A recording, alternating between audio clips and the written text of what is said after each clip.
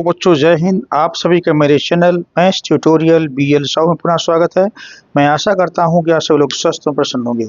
बच्चों आज का जो क्वेश्चन है वो है चैप्टर समांतर श्रेणी यानी अर्थमेटिक प्रोग्रेशन से, जो कि इस तरह से है। समांतर श्रेणी 24, 21, 18 डॉट डॉट डॉट का कौन सा पद पहला ऋणात्मक होगा। यानी ये सीरीज हमारे जो घटते हुए क्रम में है, तो घटते घटते घटते इसके जो पद हो निगेटिव हो जाएंगे, ऋणात्मक हो जाएंगे। तो जो पहला ऋणात्मक पद होगा वो कौन सा पद होगा, उस पद का नंबर क्या होगा, हमें वो निकालना है।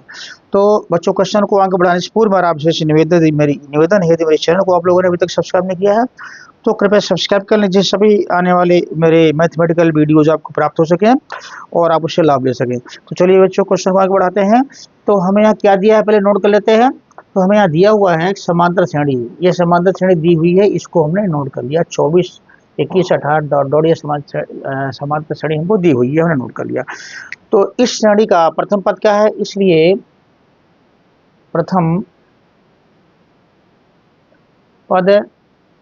पद को समांतर श्रेणी के हम ए से दिखाते हैं।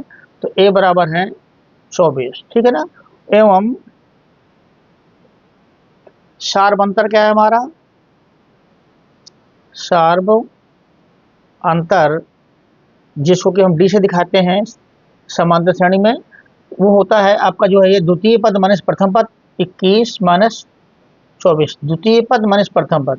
या यूं जनरल भाषा में बोले तो किसी पद में उसके पहले वाला पद घटा दें। जैसे 18 में 21 घटाएंगे तो -3 आएगा, 21 में 24 घटाएंगे तो भी -3 आएगा। तो आया आपका जो है ये -3, ठीक है ना। ये होगा हमारा सार्वंतर, ये हो गया हमारा ए।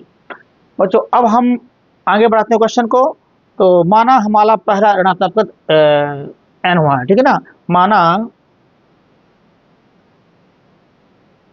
पहला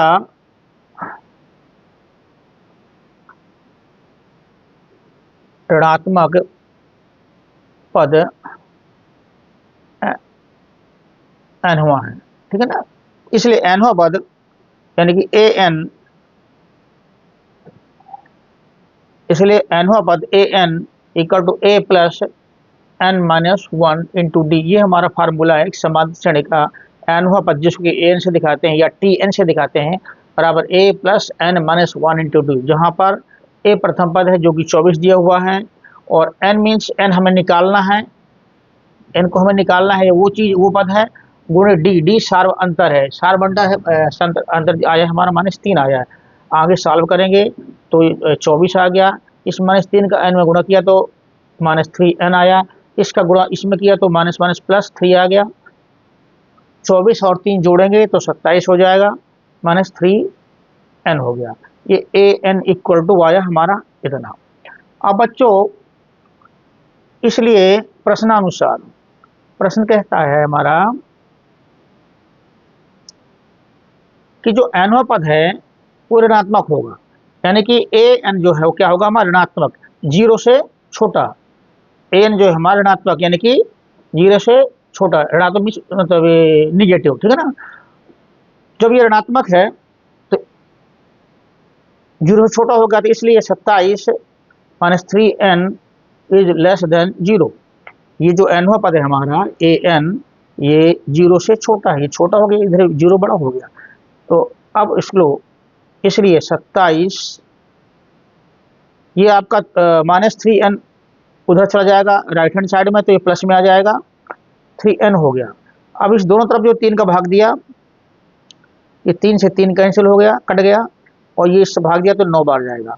तो हमारा जो आया हमें मिला ये, इसमें हमने जो है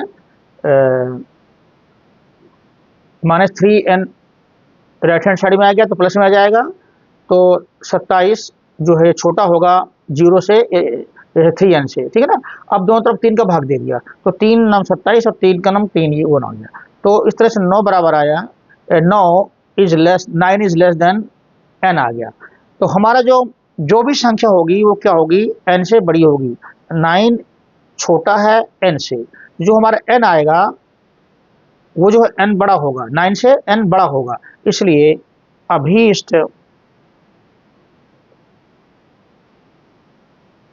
पद जो होगा हमारा 9 से बड़ा होगा, तो 9 + 1 बराबर 10वां पद।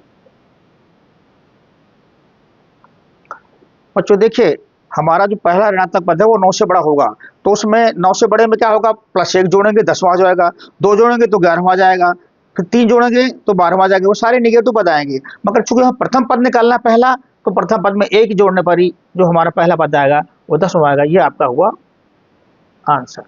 बच्चों, यदि वीडियो पसंद आया हो तो उस चैनल को सब्सक्राइब करें एवं आपको कैसा लगा कमेंट बॉक्स में अवश्य सूचित करें। धन्यवाद।